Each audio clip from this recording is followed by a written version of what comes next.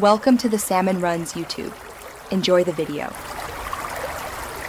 You start by shutting down and removing cases and SIM cards to avoid interference. Once done, connect the original charger and watch for charging indicators. This rules out cables or adapters. Boot into diagnostics or recovery mode and record any battery status or error codes so you know the starting point. Make sure to note the device model and battery part number. That info determines which replacement parts and tools you'll need next. You'll open the device using the correct drivers and an ESD strap to prevent static damage. Once inside, inspect the battery connector, flex cable, and nearby board traces for corrosion, lifted pads, or swollen cells, because damaged connectors often cause unknown readings.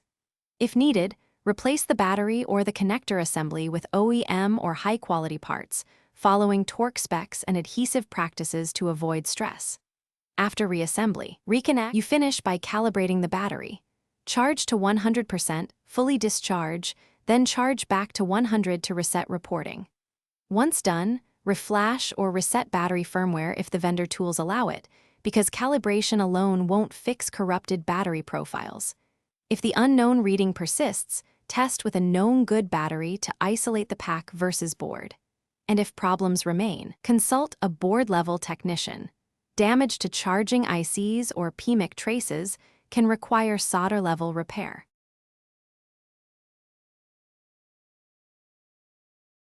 Thanks for watching. Consider subscribing if we helped you.